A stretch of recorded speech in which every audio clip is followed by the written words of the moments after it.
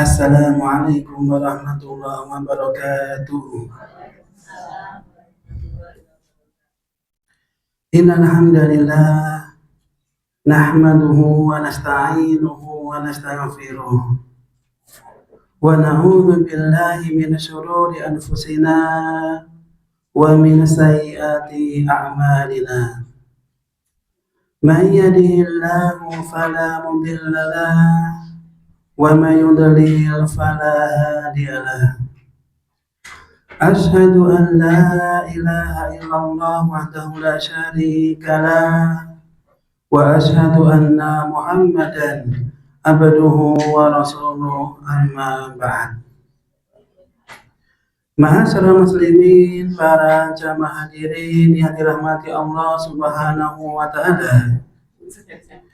Alhamdulillah, pada kesempatan yang mulia ini Allah Subhanahu wa taala menimpahkan taufik dan juga rahmatnya kepada kita semuanya, di mana pada pagi menjelang siang ini kita masih bisa menjalankan di antara kewajiban kita, yaitu kewajiban untuk senantiasa menuntut ilmu.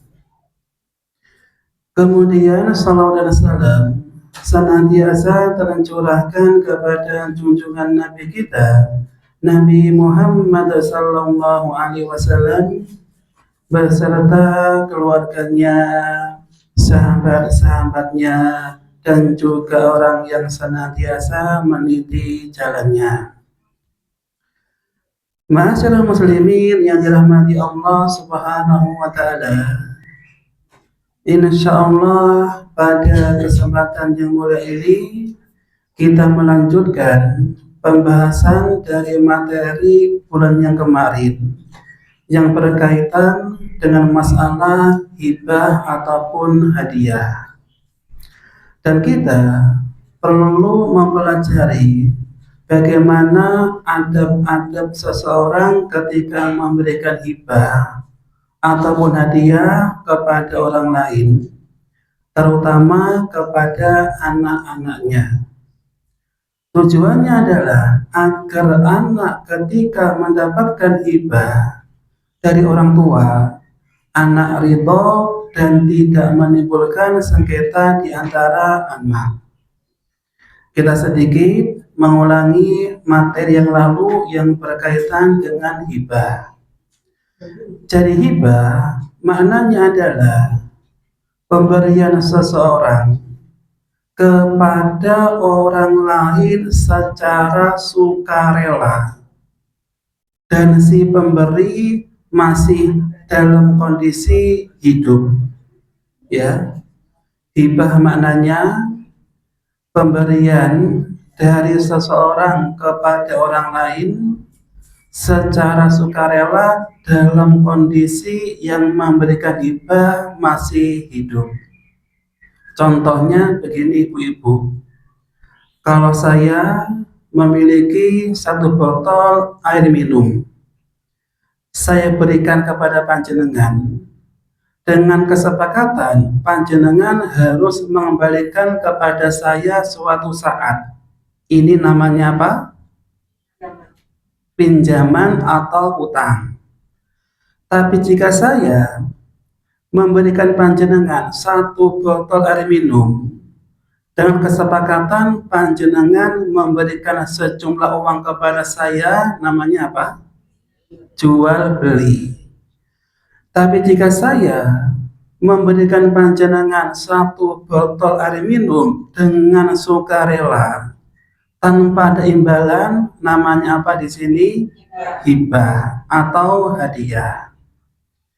Dan hibah di sini dianjurkan dalam syariat agama Islam, sebagaimana sabda Nabi Shallallahu Alaihi Wasallam, tahadu tahabu, salinglah kalian memberikan hadiah, niscaya kalian akan saling mencintai dan saling mengasihi satu sama yang lainnya.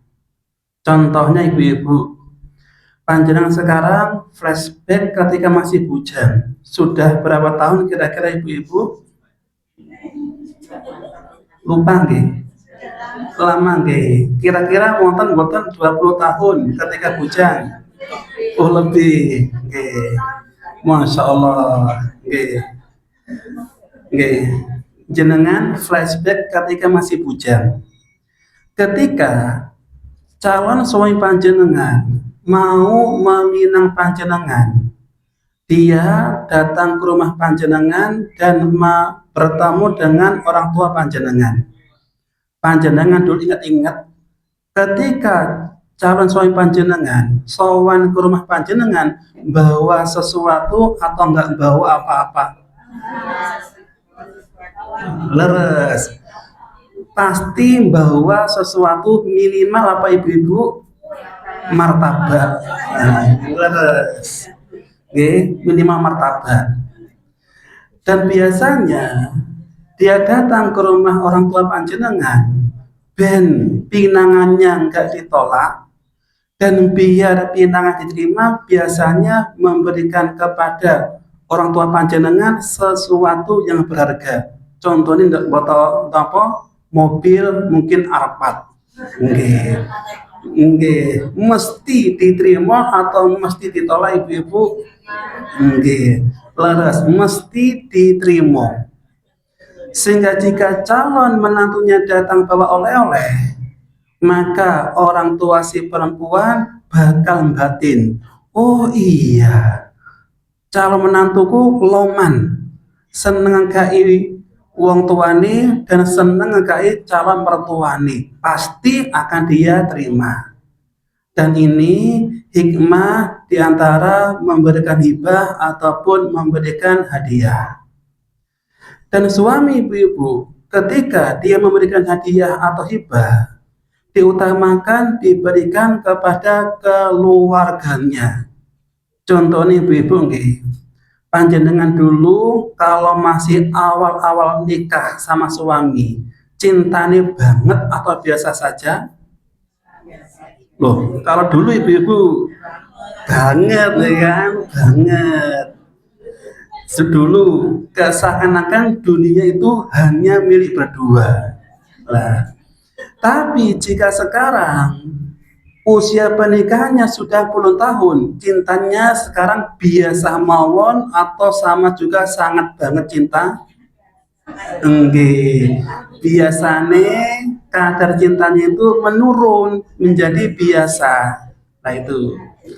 Lah, biar cintanya tetap langgeng, tetap besar dan enggak luntur, maka suami dianjurkan memberikan hadiah kepada istri walaupun pernikahannya sudah sampai 30 tahun. Insya Allah nih, lah istri dikasih hadiah dari suami seneng nama biasa mawon, seneng banget. Nggih. Lebih-lebih hadiahnya sesuatu yang berharga untuk istri, contohnya kalung seberat 1 kilogram. Saking abote lah melaku sampai bungkuk-bungkuk. Nggih. Leres. Nggih. Pasti istri cintanya makin gede, ya kan? Pasti ya hadiahnya. Ataupun ketika suami saking cintanya kepada istri, dikasih hadiah, dibelikan mobil atau dibelikan rumah, ya. Dan jika suami memberikan hadiah atau hibah kepada istri, maka barang tersebut sudah pindah kepemilikan untuk istri, ya. Dan suami boleh nggak minta kembali hadiahnya? Oh nggak boleh, timbil wong Jawa itu nggak boleh. Dan jika suami meninggal, hadiah untuk istri menjadi warisan atau tidak? Leres. Jadi kalau barangnya sudah diberikan untuk istri dan suami meninggal, barang pemberian bukan menjadi warisan karena pindah kepemilikan untuk istri. Contohnya ibu-ibu, suami ketika menikahi panjenengan hadiahnya dikai omah, sertifikatnya atas nama istri. Maka jika suami meninggal, rumah jadi warisan atau menjadi milik pribadi istri? Leres, milik pribadi istri. Jadi hibah itu pindah kepemilikan dari yang memberikan hibah kepada yang dikasih hibah. Ya, cuman ibu-ibu, hibah itu ada syaratnya. Yang pertama ibu-ibu, hibah itu harus ada ijab kabulnya. Ya, harus ada ijab kabulnya. Kira-kira ibu-ibu apa sih makna ijab kabul itu? Nggih, artine ijab kabul itu apa namanya? Nggih, terus pun di akad niku. Leres. Jadi hibah itu disyaratkan harus ada ijab kabul. Apa makna ijab kabul? Maknanya adalah harus ada serah terima. Harus ada serah terima. Contohnya ibu-ibu nggih.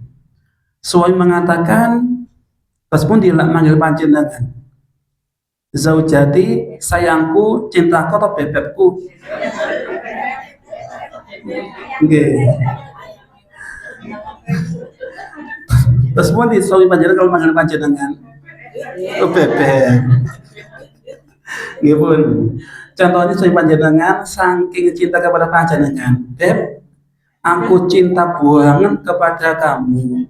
Tak hadiahkan rumah sama istrinya plus perabotnya untuk kamu. Dan istri harus mengatakan, oh nggih matur suwun, tak terima hadiahnya. Dan itu namanya ijab kabul. Ada serah terima. Ya, ada serah terima. Tapi jika suami ibu-ibu, suami dia beli rumah tapi sertifikatnya atas nama istri.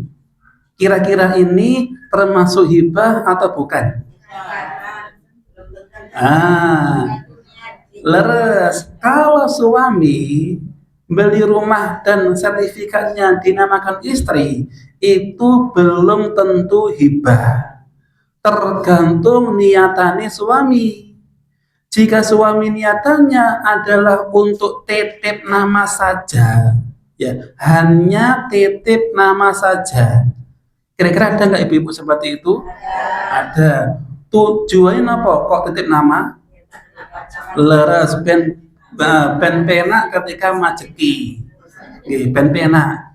Kalau hanya sekadar titip nama, maka hukumnya itu bukan hibah dan bukan pemberian untuk istri. Ya. Tapi jika dia diniatkan hibah, diberikan untuk istri, maka rumah menjadi milik istri. Ya. Jadi pemberian suami kepada istri itu termasuk hibah dan bukan warisan kalau suami meninggal dunia. Dan juga ibu-ibu, seorang bapak atau seorang ibu juga dianjurkan memberikan hibah kepada anak-anaknya. Cuman kalau orang tua memberikan hibah kepada anak-anaknya itu beda sama warisan.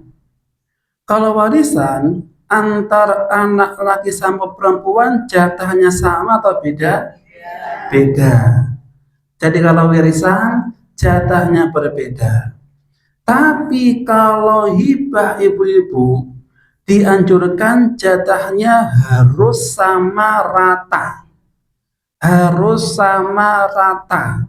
Nggak boleh beda dan nggak boleh jenisnya beda. Kudu podo kadare, kudu podo jenisi. Ini kalau hadiah orang tua kepada anak.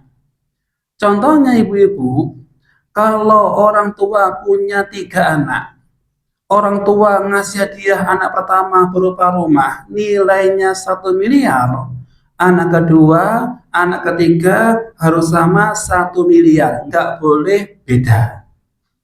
Apa tujuannya? Ben oga enek rasa meri. Soalnya kalau jenisnya berbeda, kadarnya berbeda, maka boleh jadi akan menimbulkan iri hati di antara anak. Contohnya ibu-ibu nggih, panjenengan anak ragil, nggih. Panjenengan punya kakak. Lah wong tuane panjenengan ngekai rumah untuk kakak panjenengan. Panjenengan gak oleh opo-opo. Kira-kira panjenengan meri atau legowo atau ngresulok? Nggih, pasti meri, pasti ngresulok. Kenapa? Orang tuanya tidak adil ketika memberikan hadiah kepada anak-anaknya.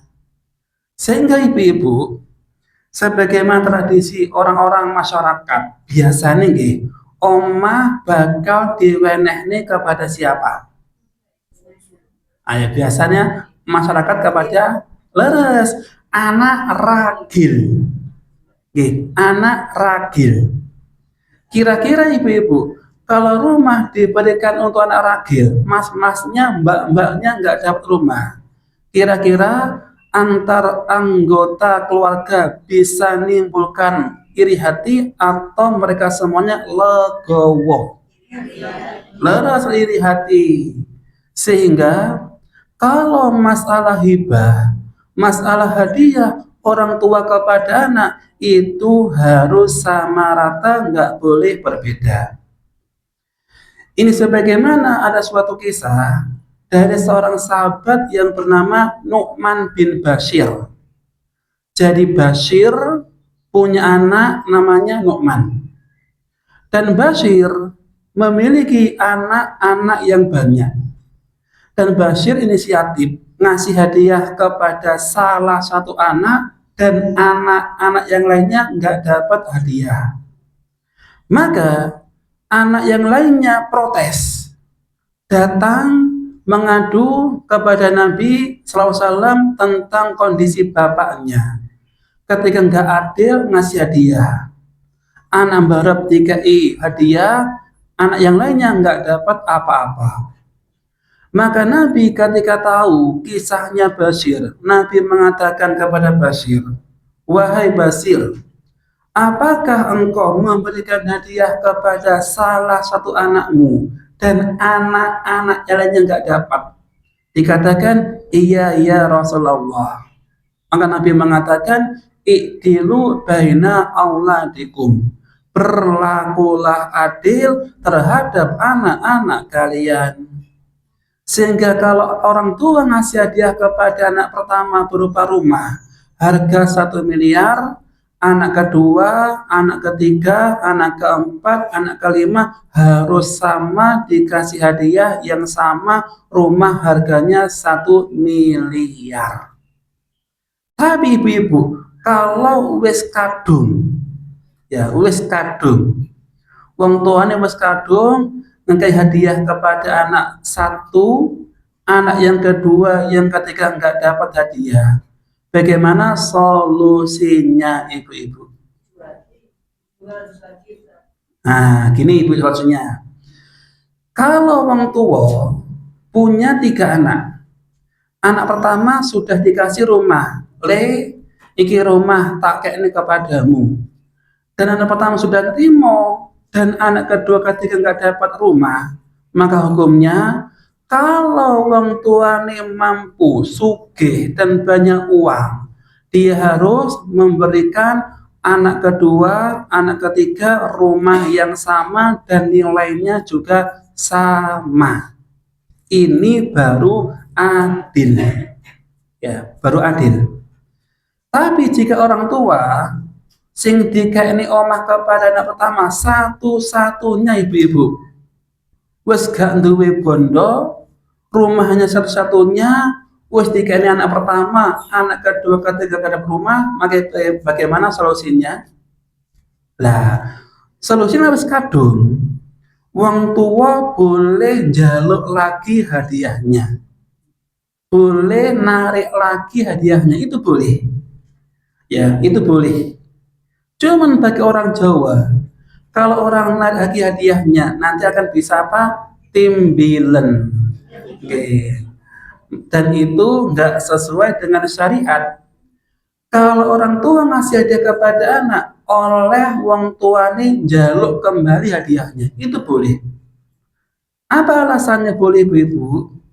Sebagaimana kisahnya ada seorang sahabat, dia datang kepada Nabi mengeluh, wong tuane seneng jaluk duit. Kira-kira panjangan ibu-ibu, kalau punya orang tua, seneng jaluk duit, jenengan seneng atau rodok bergudel? Pak kok diam semua nih? Bergudel mau seneng ibu-ibu kira-kira? Bergudel. Nah sahabat ini datang kepada Nabi ngeluh, uang tuane seneng jaluk duit dia. Maka Nabi mengatakan, anta wa maluka li abika. Kamu sama hartamu itu milik orang tuamu. Maknanya apa? Kalau orang tua sudah sepuh, wis gak kerja, gak duwe apa-apa, maka anaknya wajib memberikan nafkah kepada orang tuanya. Sehingga sebagian harta anak ada hak orang tua. Dengan dua syarat, wong tua oleh njaluk duit anak ibu-ibu. Yang pertama, anaknya itu mampu atau kaya. Sehingga jika anaknya nggak duit apa-apa, kira-kira orang tua tega nggak minta kepada anak? Ratego. Sehingga anaknya nggak mampu, nggak duit apa-apa, orang tua nggak boleh minta. Tapi kalau anaknya mampu dan anaknya kaya, orang tua boleh minta nafkah dari sang anak. Ini yang pertama. Dan yang kedua, syaratnya apa? Syaratnya adalah tidak sampai menghabiskan harta anak. Contohnya ibu-ibu, anak panjenengan kira-kira gaji 6 juta per bulan ibu-ibu. Contohnya mawon, ingin 7 juta. Oh 10 juta nggih, paras. Panjenengan punya anak, gajinya 10 juta. Saumpamane orang tua ngomong, nak gajimu 10 juta tak gawane kabeh. Ya. Terus pun di perasaan anak ibu-ibu. Mengke gelo. Kenapa gelo? Kalau gaji anak semuanya dipegang orang tua, kalau anak punya keluarga nggak bisa nafkahi istri, nggak bisa nafkahi anaknya, maka orang tua nggak boleh minta semua harta anaknya. Contohnya ibu-ibu, gaji anak 10 juta, kira-kira yang sing pantas untuk nafkah orang tua sebulan berapa juta ibu-ibu? 2 juta. Nah, maka nafkah yang pantas diberikan anak untuk orang tua sesuai dengan kebutuhan wong tuane. Sesuai kebutuhan pokok ibu ya, kebutuhan pokok. Cukup beli beras, beli minyak, beli lauk, beli sembako sampai 1 bulan. Sehingga orang tua kalau butuhnya 2 juta, maka anak ngasih 2 juta kepada orang tua. Dan di sini nggak harus satu anak yang ngasih, boleh patungan antar anak. Contohnya nih, anak panjenengan ada 5, semuanya laki-laki. Seperti apa ibu-ibu? Kayak Pondowo bu, anak 5 semua laki-laki. Ketika orang tuanya sudah tua, gak punya apa-apa, anak-anaknya boleh patungan. Ya wes, ayo patungan. Seanak 1 juta, nanti 5 juta diberikan untuk nafkah orang tua. Itu baru anak yang saleh dan salehah. Kira-kira ibu-ibu ada nggak anak semacam itu? Ada. Jadi itu ya, untuk anak wajib mengasih nafkah kepada orang tua jika orang tuanya tidak mampu. Kemudian ibu-ibu, kembali ke masalah hibah. Sebagaimana materi yang lalu, bahwasanya kalau panjenengan punya orang tua ibu-ibu loman, senang nggak ibu-ibu? Senang. Saking loman ibu-ibu, wong tuane panjenengan menghibahkan semua hartanya untuk pondok pesantren. Jenengan Seneng atau rotok atau kesel ibu kira-kira? Rotok kesel. Nggih. Sehingga kalau orang tua menghibahkan semua hartanya itu tidak boleh. Ya, orang tua menghibahkan semua hartanya itu enggak boleh. Dan hibah sebagaimana wasiat maksimal berapa ibu-ibu? Sepertiga. Ini sebagaimana riwayat dari sahabat Sa'ad bin Abi Waqqas ketika beliau sakit. Dan saat ketika sakit dijenguk oleh Nabi dan saat mengatakan, "Ya Rasulullah, sesungguhnya hartaku banyak dan aku hanya punya satu ahli waris, yaitu satu putri tunggal."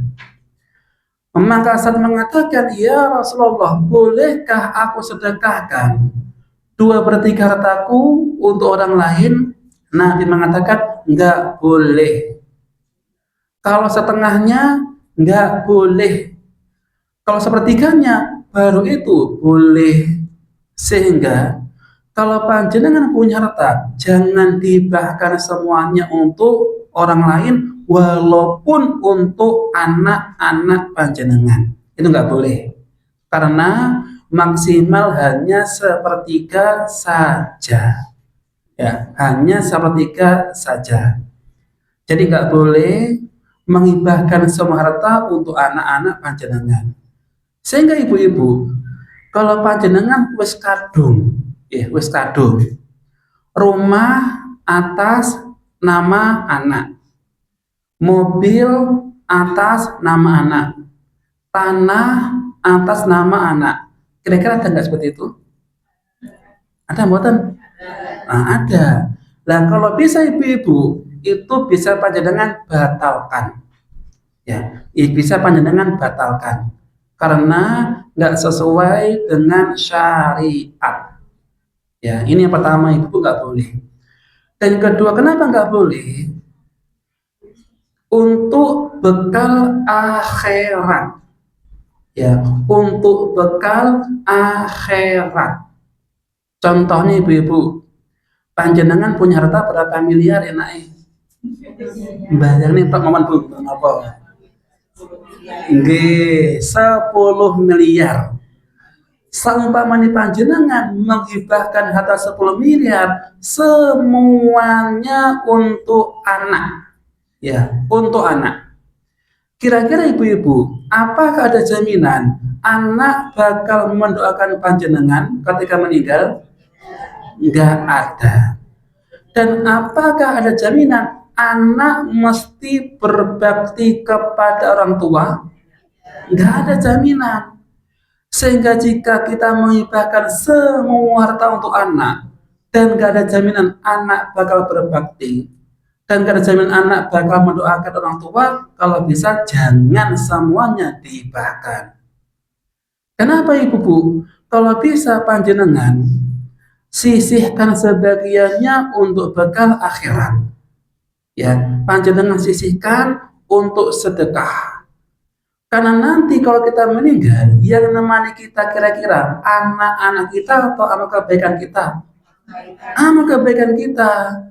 Sehingga jika panjenengan punya harta 10 miliar, maka panjenengan dianjurkan contohnya saeme untuk bangun masjid, untuk beli karpet masjid. Kalau masjidnya jamaahnya banyak, karpetnya digunakan untuk jamaah setiap hari, dan jenengan sudah nggak ada, kira-kira panjenengan dapat amal jariah atau tidak? Pasti dapat. Sehingga jangan menghibahkan semua harta untuk anak, tapi sisihkan sebagiannya untuk bekal akhirat. Dan harta ibu-ibu yang hakiki kita punya itu bukan mobil yang mewah, bukan rumah yang megah, bukan tabungan yang banyak, tapi harta yang hakiki kita punya adalah harta yang kita sedekahkan. Ya, itu yang hakiki kita punya. Dan Nabi SAW bersabda, ia jaba'ul mayyit salasa. Mayit ketika diiringi jenazahnya ke pemakaman akan ditemani 3 unsur. Yang pertama, ahluhu, diiringi keluarganya. Yang kedua, maluhu, hartanya. Dan yang ketiga, amaluhu, amal perbuatannya. Dan yang dua, pasti bakal balik lagi ke rumah. Kira-kira ibu-ibu di Malang sini, seumur panjenengan hidup, ada enggak istri meninggal, suami ikut tidur di kuburan? Ada mboten? Enggak ada. Enggak ada. Boleh jadi ketika istri meninggal, suami bahagia ibu-ibu. Kenapa bahagia? Leres oleh warisan kan istri ini, nggak ada yang cerewet, dan boleh jadi besoknya rapi lagi. Itu ibu. Sehingga jika ada orang mengatakan aku cinta kepadamu sehidup semati, ngedabrus atau tenanan? Ngedabrus ibu-ibu. Oke. Sehingga ibu-ibu, harta hakiki yang kita punya yang nanti bakal nama di alam kubur adalah amal perbuatan kita. Sehingga jika panjenengan sedekah di kota amal 2000, nanti 2000 itu yang nanti nama di alam kubur. Cuman ibu-ibu, tabiatnya manusia itu biasanya lebih seneng dunya napa akhirat? Dunya.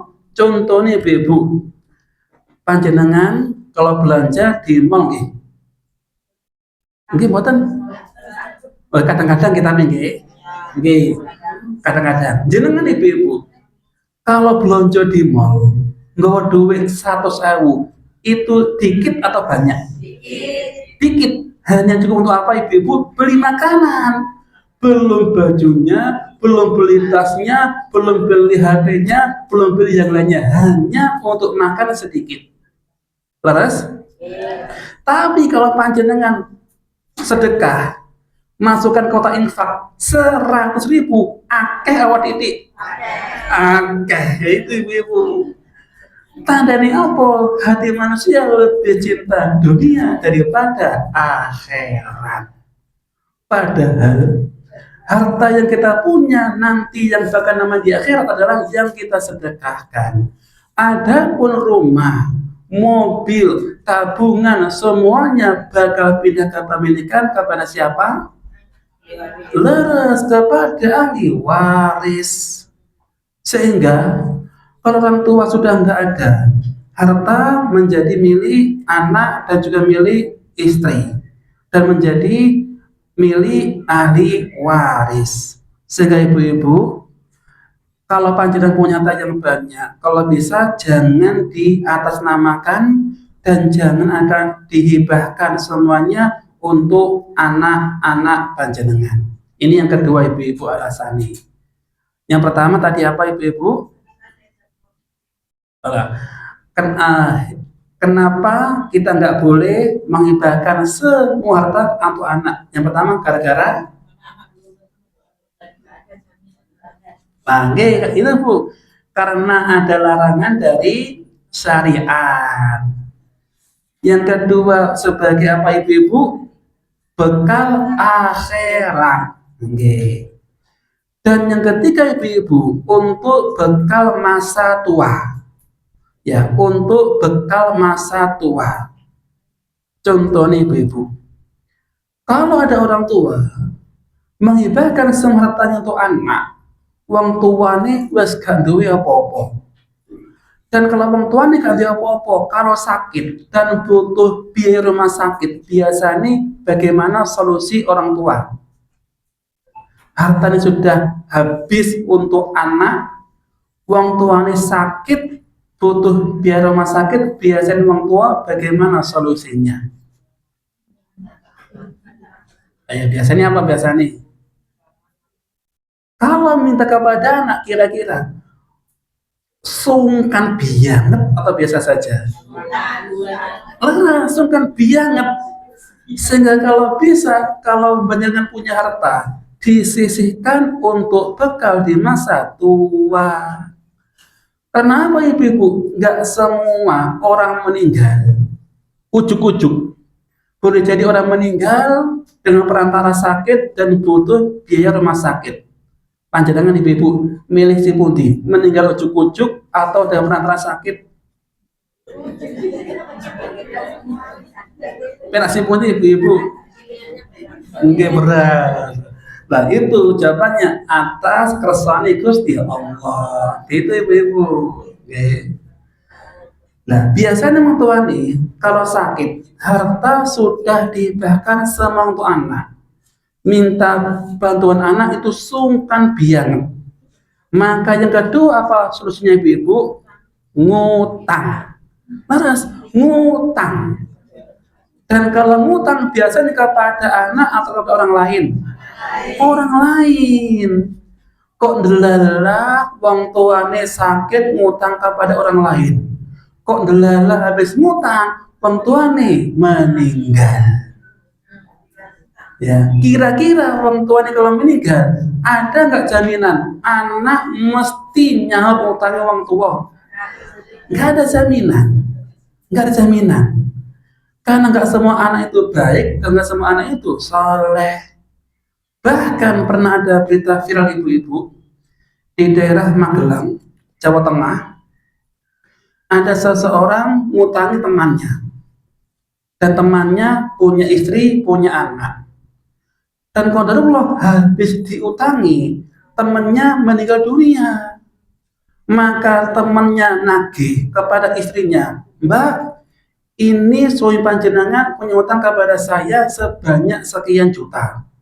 Ternyata istrinya gak gelem nyaur dan mengatakan, loh mas, sing diutang itu bojoku.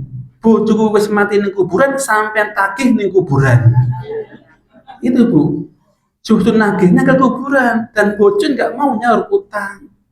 Sehingga ibu-ibu, kalau orang tua sudah sepuh, kalau bisa ibu-ibu punya tabungan di masa tua. Kalau ada apa-apa bisa digunakan untuk berobat. Dan kalau hari raya bisa nyangoni putu-putu nih, gitu ibu-ibu. Terus pundi perasaan panjenengan ketika banyak cucu ke rumah panjenengan, jenengan gak dia apa-apa, nelongso, ya kan nelongso. Sehingga kalau bisa ibu-ibu jenengan sisihkan harta panjenengan untuk bekal di masa tua. Ini keberapa? Ketiga. Dan keempat ibu-ibu, kenapa kita nggak boleh menghibahkan semua harta untuk anak-anak? Yang keempat, karena menzalimi ahli waris yang lainnya. Contoh nih ibu-ibu, contoh nih. Panjenengan kali suami panjenengan sing sugih sinten ibu-ibu? Contohnya mawon. Suami nggih. Contohnya suami hal panjenengan hartanya tadi berapa miliar? 10 miliar gitu nggih. Apa-apa bayangin ibu. Nggih. 10 miliar. Ternyata ibu-ibu suami panjenengan sangat loman, sangat dermawan dan sangat baik. Maka suami mewasiatkan dan menghibahkan semua hartanya untuk bangun pondok pesantren. Kira-kira panjenengan selaku istri legowo atau Rasulullah? Kenapa Rasulullah? Gak diumani.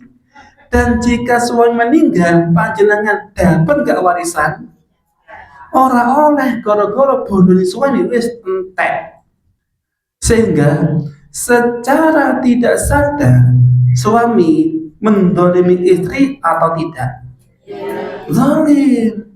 Sehingga kalau suami punya harta yang banyak, maka suami nggak boleh menghibahkan, nggak boleh mensedekahkan semua hartanya untuk orang lain. Tapi jika suami menghibahkan semuanya untuk anak ibu, untuk anak boleh nggak kira-kira? Leres. Walaupun hibahnya kepada anaknya tetap ora oleh ibu, nggak boleh. Kenapa nggak boleh? Karena jika hartanya dibahkan semuanya untuk anak dan suami meninggal, maka istri gak dapat warisan sedikit pun. Dan anak ada nggak jaminan mesti ngeramut uang tua nih ibu nggak ada jaminan, sehingga suami nggak boleh menghibahkan harta semuanya entah untuk anak ataupun untuk sedekah, ya. Apa alasannya Nabi melarang Sa'ad bin Abi Waqqas untuk menghibahkan semua hartanya untuk orang lain? Nabi mengatakan, anta dzar warathatakal aghniya, kamu tinggalkan ahli waris dalam kondisi kaya lebih baik daripada kamu tinggalkan dalam kondisi miskin minta-minta manusia. Jadi ini ibu 4 alasan kenapa nggak boleh menghibahkan semua harta untuk orang lain. Sing pertama alasannya apa ibu-ibu? Dilarang syariat. Sing kedua bekal akhirat. Yang ketiga bekal di masa tua. Dan yang keempat menzalimi ahli waris yang lainnya. Ada soal dari saya ibu-ibu, ada soal dari saya. Jadi orang tua ibu-ibu nggak boleh menghibahkan semua harta untuk anak ataupun orang lain. Tapi sebaliknya ibu-ibu, sebaliknya. Kalau orang tua berpesan kepada anak-anaknya mengatakan, nak, nanti kalau ibu meninggal, rumah ini jangan dijual, dan rumah ini untuk rumah singgah untuk semua anak-anak. Kira-kira boleh nggak seperti itu ibu-ibu? Kenapa nggak boleh? Nah, terus jadi orang tua ketika berwas kepada anak-anaknya mengatakan, nak, kalau bapak meninggal atau ibu meninggal, rumah jangan dijual, tapi rumah untuk tempat singgah bersama-sama. Maka itu ibu-ibu tidak dibolehkan. Kenapa nggak boleh ibu-ibu? Yang pertama, dikarenakan rumah itu menjadi warisan dan pindah kepemilikan untuk anak-anaknya, sehingga anak berhak untuk menempati dan berhak untuk memiliki rumah tersebut. Jadi anak boleh menjual rumah tersebut agar mendapatkan warisan. Ini yang pertama. Dan yang kedua, kalau nggak dijual rumahnya akan menimbulkan sengketa suatu saat. Ya, menimbulkan sengketa suatu saat. Contohnya ibu-ibu nggih, kalau rumah untuk tempat bersama nggak dijual, nggak dijual, kira-kira anak-anaknya bakal rukun atau sengketa? Lah biasanya ibu-ibu nggih, kalau masih di generasi anak, kalau mereka sepakat nggak usah dijual, masih rukun. Tapi kalau orang tua sudah nggak ada, tinggal cucu-cucunya, lah nanti baru cucu akan sengketa rebutan rumah kakek neneknya. Dan ujung-ujungnya ketika cucu sengketa ribut masalah rumah dan mereka hubungannya menjadi renggang bahkan putus, kira-kira orang tua yang berwasiat dapat dosa jariah apa enggak? Dapat. Dapat. Sehingga gara-gara orang tua nggak bolehkan jual rumahnya, hubungan antar anak antar cucu renggang gara-gara rebutan warisan. Terus bagaimana solusinya ibu-ibu? Jadi orang tua ini nggak ngolehi jual rumah untuk orang lain. Solusinya adalah yang membeli rumah itu adalah anaknya sendiri, alias saudara yang kaya membeli rumah dan nanti hasilnya dibagi untuk warisan. Kalau Jawa nih ibu-ibu nyusui, nyusui. Contoh nih ibu-ibu, anaknya ada 3, Anaknya ada 3, semuanya laki-laki. Berapa jatah warisan untuk laki-laki, ibu-ibu? Nah, kalau anak kabeh laki-laki didum podo roto. Ya, kalau laki-laki didum podo roto. Kalau anaknya 3 laki-laki, contohnya ben rumah nggak dijual untuk orang lain, maka anak yang kaya nyusui. Contohnya yang kaya kakaknya. Maka sang kakak nyusui, contohnya harganya rumah 900 juta. Maka kakaknya ngasih uang kepada adik-adiknya berapa, ibu-ibu? Laras. Adik kedua 300, adik ketiga 300. Baru sang kakak berhak memiliki rumah tersebut. Jadi itu solusi yang sesuai dengan syariat. Jadi ibu-ibu, harta itu fitnah. Harta itu sering menimbulkan sengketa. Karena gara-gara harta, orang rela kehilangan dulur daripada kehilangan harta. Contohnya ibu-ibu, contohnya kalau panjenengan mau milih, yang pertama, warisan panjenengan nilainya 1 juta. Namun saudara panjenengan kali jenengan hubungannya harmonis, atau milih warisan 10 miliar tapi hubungan saudara renggang, milih sebutin jenengan. Oke, leres. Oke. Leres. Oke. Oke. Jadi ibu, tabiatnya manusia lebih rela kehilangan dulur daripada kehilangan duit. Nah itu ibu-ibu, itu fitrah manusia. Sehingga Nabi menjelaskan kepada umatnya bahwasanya fitnah yang terbesar selain fitnah wanita adalah fitnah harta. Dan orang gara-gara harta rela melanggar syariat, dan gara-gara harta manusia rela membunuh orang lain dan rela melakukan tindak kriminalitas.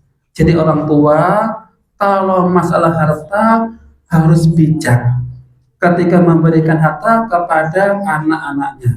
Karena kalau nggak adil, dikhawatirkan hubungan antara anak itu bisa renggang, bahkan bisa putus. Contohnya ibu-ibu, dulu saya pernah kisahkan kepada panjenengan. Saya punya teman, usianya sudah sepuh ibu-ibu, di atas 70 tahun. Rambutnya sudah memutih, jenggotnya sudah memutih, dan sudah tua. Dan dia ibu-ibu sudah bosan ngurusi duit, bosan ngurusi harta.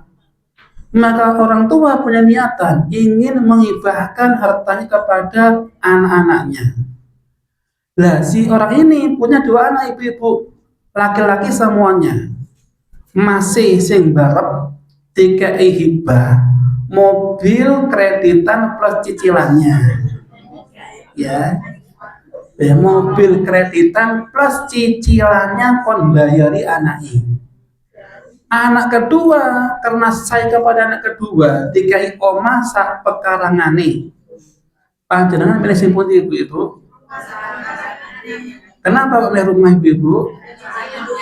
Leres, karena nggak nyicil dan nilainya lebih besar.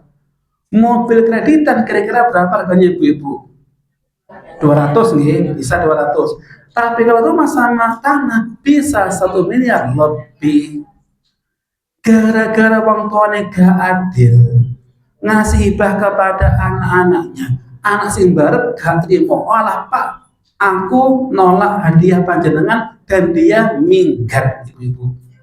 Minggat, ujung-ujungnya hubungan antar kedua anak renggang gara-gara ulah wong tuani ketika nggak adil ketika ngasih hadiah ataupun hibah. Jadi ibu-ibu, orang tua harus bijak ketika memberikan hadiah atau hibah kepada anak-anaknya. Ini jika anak-anaknya sudah dewasa, sudah balik, sudah berkeluarga, kudu adil. Tapi jika anaknya ada yang sudah dewasa dan ada yang masih balita, maka dia kudu podo atau boleh berbeda. Leres. Hadiah ibu-ibu itu beda sama nafkah. Ya, hadiah itu beda sama nafkah. Hadiah hukumnya sunnah, tapi kalau nafkah hukumnya adalah wajib. Ya. Dan orang tua wajib ngasih nafkah kepada para anak-anaknya. Sebagaimana firman Allah Ta'ala dalam Al-Quran, surat Al-Baqarah ayat 233. Wa 'alal mauludi lahu rizquhunna wa kiswatuhunna bil ma'ruf. Dan kewajiban bapak memberikan nafkah makan pakaian kepada istri dan juga anak-anaknya secara ma'ruf. Jadi nafkah itu hukumnya wajib. Sehingga ibu-ibu, kalau panjenengan punya anak, sing pertama sampun kuliah, sing kedua tasik TK, ada nggak ibu-ibu? Ada mboten? Jaraknya jauh ibu nih. Anak barep kuliah, anak kedua tasik TK, mboten? Ada. Maka kalau panjenengan kayak sangu untuk anak TK berapa kira-kira ibu? 5.000. Kalau jenengan samakan ngasih sangu kepada anak kuliah muring-muring waktu mau ibu-ibu. Muring-muring kenapa? 5.000 hanya cuma untuk apa ibu-ibu? Beli gorengan. Belum bensinnya, belum kos-kosannya, belum makannya, belum transportnya, belum yang lainnya. Sehingga kalau nafkah itu boleh berbeda sesuai dengan kebutuhan masing-masing anak yang berbeda-beda. Nafkah wajib boleh berbeda-beda, tapi kalau dia sunnah harus sama rata. Oke. Monggo ibu-ibu ada soal ditanyakan.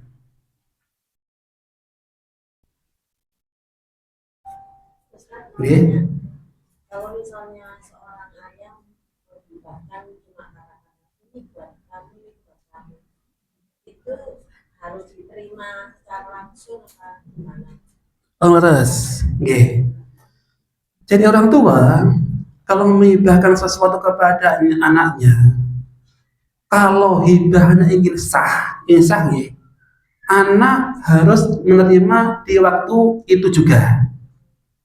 Harus anak menerima.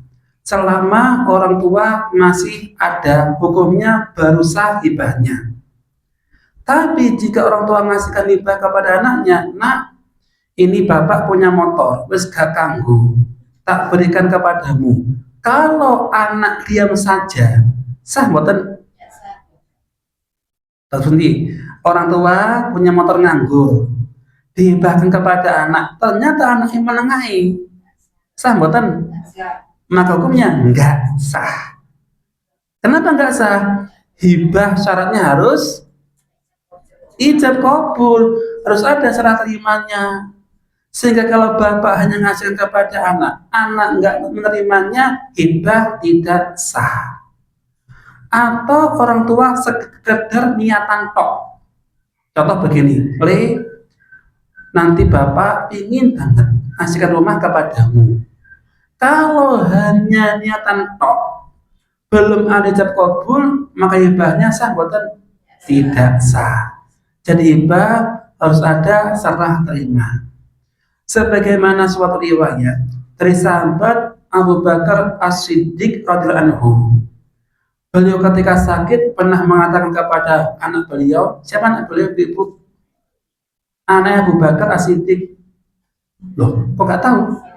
Cinta anak Abu Bakar? Enggak, Aisyah. Terus, ya Aisyah.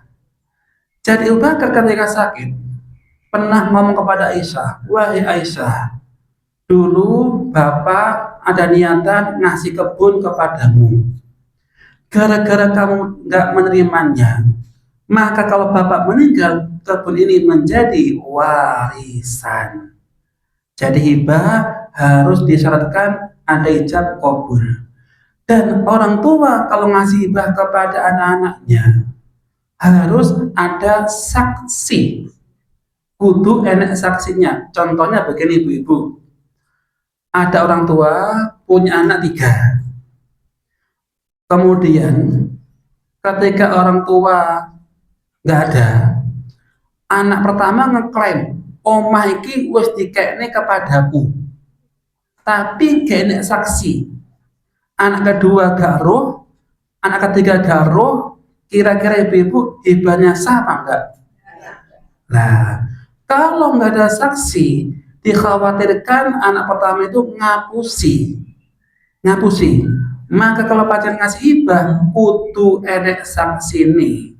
Contohnya begini ibu-ibu, panjenengan kalau ngasih hibah kepada salah satu anak kedua, anak ketiga harus dihadirkan di waktu itu, kudu enek. Ya, panjenengan kalau ngasih rumah kepada anak ragil, anak pertama, anak kedua harus dihadirkan. Dan panjenengan mengatakan kepada anak pertama sama kedua, nak, adikmu bakal tagai omah. Kira-kira kamu ridho, legowo atau tidak?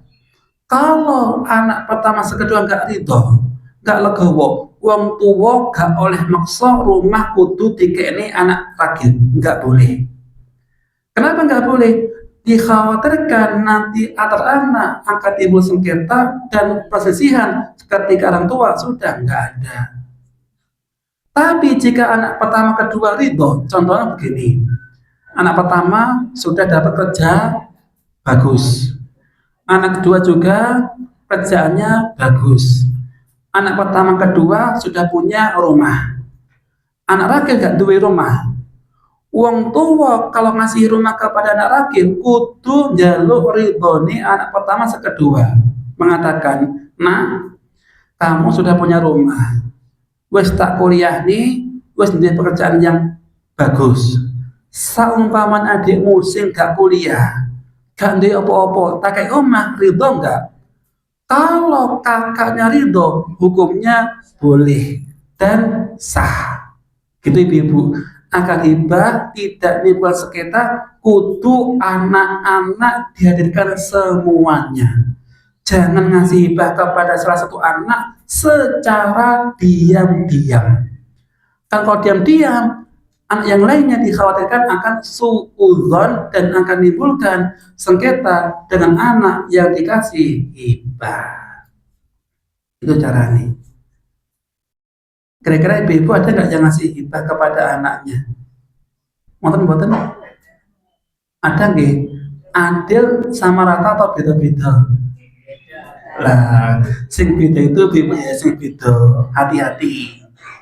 Lah wis kadung ngasih hibah kepada anak yang pertama yang nggak dapat hibah, anak yang dapat hibah harus dimintai keridhoannya. Jangan diem saja. Karena suatu saat kalau jenengan sudah nggak ada, pasti antar anak akan ngeklaim dan pasti akan sengketa masalah harta hibah dari orang tua. Gitu nggih? Nggih mboten? Nggih. Soal yang lainnya monggo, masih ada waktu. Monggo.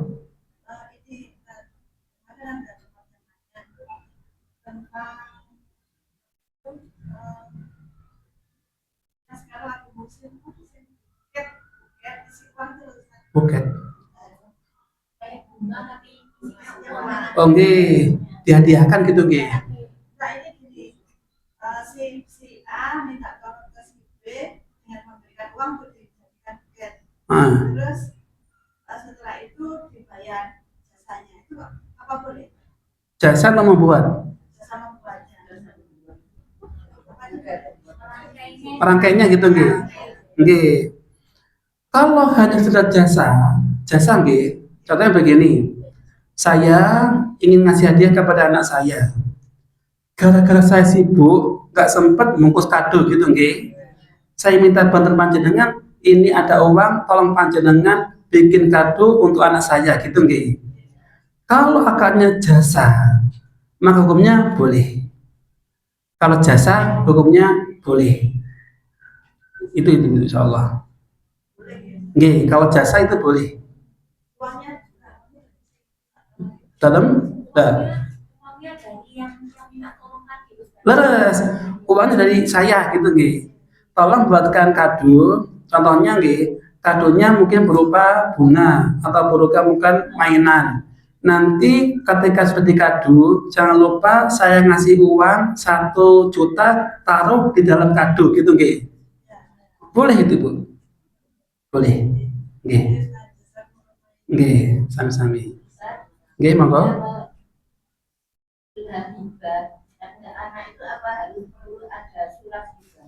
Leres, leres. Hibah, apakah perlu ada surat gitu nggih? Nggih. Hibah biar enggak menimbulkan sengketa. Kalau bisa ada surat tertulis. Ya, kalau bisa ada surat tertulis. Kenapa Ibu? Kalau nggak tertulis, dikhawatirkan ucapan orang tua nggak jelas. Contoh begini Ibu. Contoh begini. Mobil ini tak kekne kepada Dwi. Kepada siapa Ibu?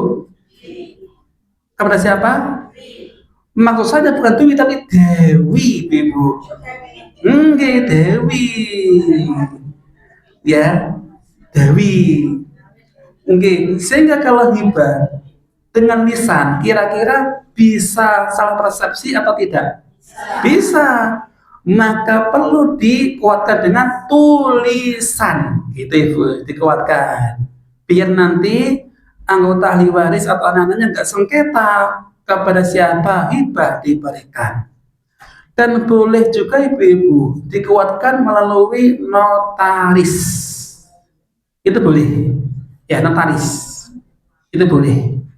Ya, tujuannya berhibah itu ada kekuatan hukum dan nanti kalau orang tua nggak ada, anak ridho dan nggak ada sengketa di antara para anak-anaknya. Insya Allah. Terus kemudian, okay. Apa kalau anaknya 2 itu bisa dihibahkan ke anak 2 itu Pak? Contohnya hibahnya apa Ibu? Anaknya ada 2 terus hibahnya apa untuk rumah ada berapa? Oh 1. Oh oke. Kalau rumahnya 1 untuk anak dua-duanya itu agak susah Ibu-ibu karena bendanya 1. Nggak mungkin anak rumahnya ditugel, disikat kan nggak mungkin. Nah, kalau panjenengan punya harta yang lebih, kalau bisa anak 1 dikasih rumah 1, anak kedua juga kasih rumah yang semisalnya. Itu kalau panjenengan punya 2 rumah lebih bagus. Tapi kalau rumahnya hanya 1, dibagi kepada 2 anak, maka kalau bisa jangan. Karena dia khawatirkan anak sengketa ketika masalah bagi rumahnya. Kecuali ibu nggih, anak sepakat ya wis, omahe tak susui, kamu oleh susu ani, itu boleh ibu.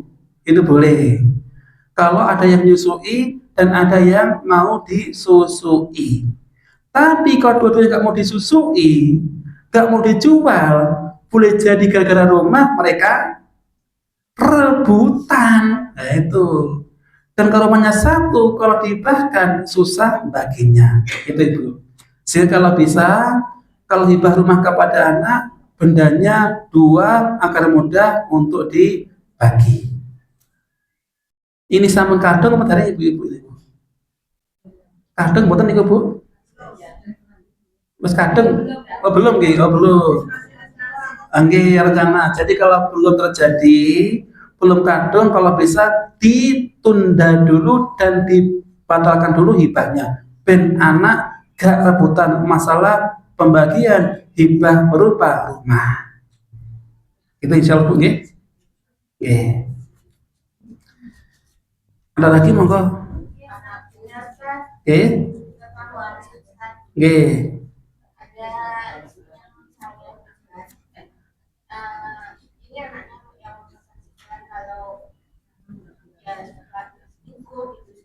Si selingkuh sini apa selingkuh? Yang selingkuh itu istrinya. Istri selingkuh. Ya suaminya meninggal. Apakah istri dan anaknya itu waris?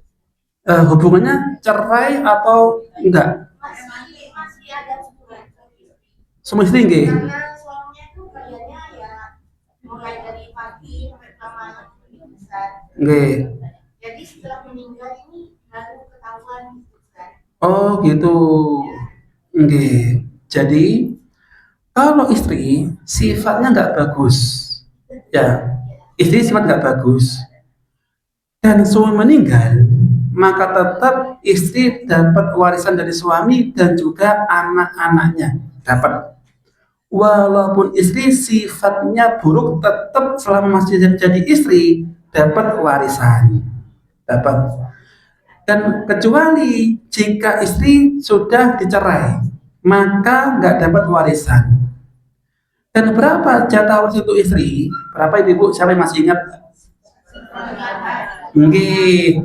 Kalau suami sudah punya anak, istri mendapatkan 1/8 dan sisanya untuk siapa? Anaknya. Anaknya. Contohnya ibu-ibu nggih. Atas suami 800 juta. Berapa jatah istri? 100, ya kan? Sisanya berapa? 700 untuk anak-anaknya laki dan juga perempuan. Itu ibu nggih. Jadi istri selama masih ada hubungan pernikahan dapat warisan walaupun sifat akhlaknya istri itu nggak bagus, tetap itu sesuai dengan syariat. Nggih. Terus ada lagi? Satu lagi Ustaz, Monggo. ini belum punya putra dan putri, apakah istri mendapatkan waris Ustaz? Oh gitu. Suami meninggal. Suaminya meninggal. Terus, jadi kalau suami istri menikah, kok darullah belum punya keturunan, kok lebih dulu meninggal, tetap istri dapat warisan. Jumlahnya berapa ibu? 1/4. 1/4. Jadi istri dapat warisan 1/4 jika nggak punya keturunan, 1/8 jika punya keturunan. Walaupun ibu-ibu, walaupun usia pernikahannya nggak lama, masih baru. Contohnya begini bu, contohnya ada seorang laki-laki menikah sama perempuan hari ini, ibu-ibu jam 9. Qadarullah malam harinya suaminya kepleset, jatuh di depan mandi dan meninggal. Maka si istri walaupun usia pernikahannya hanya setengah hari, dapat gak warisan? Tetap dapat, karena ada hubungan pernikahan. Sabun ada nggak monggo yang lainnya? Ada satu. Nggih monggo. Kalau laki-laki menikah dengan janda bawa anak satu, Nggih. terus karena sudah menikah dibuatnya rumah Untuk untuk si anak bawaan istrinya. anak tiri ya? Iya. Nggih. Itu jatuhnya hibah ya Ustaz? Lah, tergantung dari suami. Ketika dia menikah dengan seorang janda, si janda bawa anak, itu namanya anak tiri. Kalau ada seorang suami, dia bangun rumah dan dihibahkan untuk anak tiri, namanya hibah. Kalau akadnya hibah. Tapi jika suami bangun rumah hanya anak tiri nggak kehujanan, tapi tidak memberikan rumah kepada tiri, namanya bukan hibah, tetap miliknya suami. Sehingga tergantung akadnya. Kira-kira suami ngasihkan rumah kepada anak tiri ataukah hanya sekedar ngasih izin untuk nempati. Nah itu tergantung akadnya itu. Nggih. Tergantung akadnya. Sampun nggih? Alhamdulillah. Sekian ya ibu-ibu yang bisa kita sampaikan, mudah-mudahan bermanfaat, dan kita tutup dengan doa kafaratul majelis. Subhanallahumma wa bihamdika asyhadu an la ilaha illa anta. Wassalamualaikum warahmatullahi wabarakatuh.